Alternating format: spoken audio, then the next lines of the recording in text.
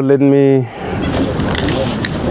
start that last year in August, the SPLM General Secretariat asked the party leaders to go and thank people of South Sudan for the good work they have done supporting the SPLM in the 21 years of the struggle, and then supporting the SPLM in the implementation of the comprehensive peace agreement, which went for 6.5 years, and then in the referendum and the raise of the flag, declaration of the nation.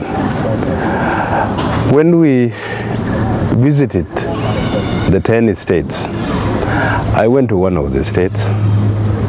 I visited all the counties in the state, and even in some of the counties visited the Payams, which is a lower level of administration.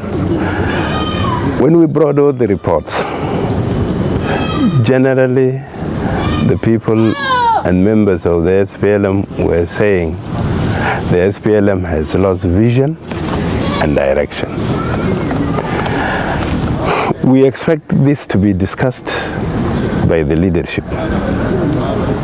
The leadership up to today refused to discuss these views of our members, grassroots members.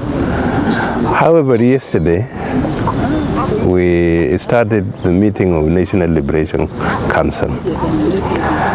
The statement made by the chairman was a very hostile statement, which did not give room for a call we made earlier, a day earlier, for political dialogues between the leaders of the movement. However, we discussed two documents. One of the documents, we disposed of it in less than half an hour. That's the manifesto. When we came to discuss the Constitution has contentious issues, and I want to enumerate.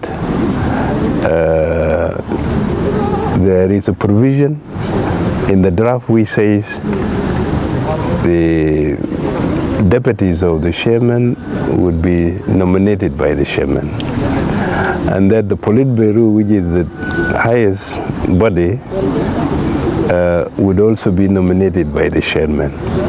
The Secretary General would be nominated by the chairman. We shows that there will be only the chairman that will be elected by the convention, and probably the National Liberation Council. The rest of the structures, it would be the chairman that will be nominating them. Now, to me, that's a very undemocratic constitution. First of all, it kills the SPLM because the SPLM will age. It will not allow the SPLM to renew. We need the SPLM to renew by bringing in new cadres, young people coming up to leadership. But if the whole process of renewal is dependent on one person, the view of the chairman, we said we will end up with an undemocratic constitution. And we don't want to be party to such an undemocratic constitution. Because what will happen is that democracy will not be practiced in the SPLM. This will have repercussions in the general society. Multipartyism will not entrench itself. Building a democratic state would not be possible when it is being championed by a party which is not democratic. So, because we love the party, we love the SPLM, we want the SPLM to spearhead democracy, and for it to spearhead democracy, it must democratize. So we said we should pull out, since the share is dictating everything. The other reason is that an able Secretary General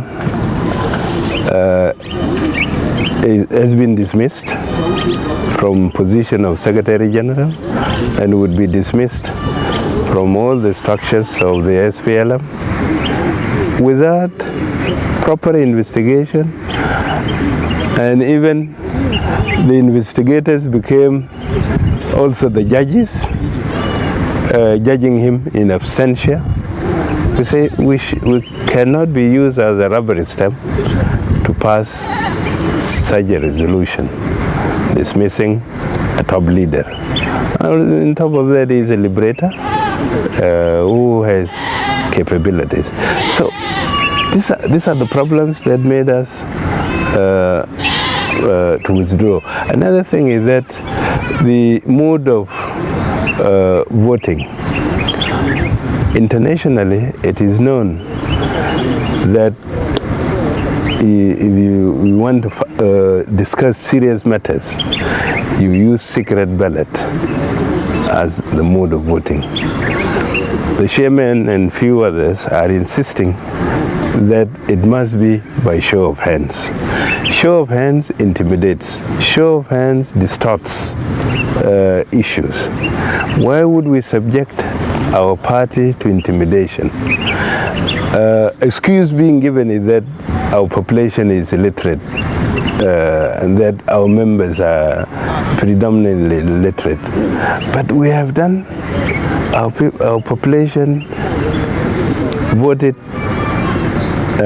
in two events, elections of 2010. In South Sudan, each voter, like when I voted, I had to vote 12 times. I voted for the president of the republic then, who was in Khartoum, the president of South Sudan, my governor, and my MPs, and even somewhere at geographical constituencies, somewhere at the party list, somewhere at women list. In total, I had to vote 12 times. In the north, there were only 9. Our people managed to do that election successfully. You see, there were fewer complaints. And the complaints were not because they didn't know how to vote, but because some officials rigged the elections. So our population is conscious. Our members are more conscious than even the population. Secret ballot can be used in the party. But because the chair wants to intimidate the members, he insists on show of hands. So these are the issues that we have been discussing. I want a democratic constitution for the party so that the SPLM can respect other political parties and we become a democratic state.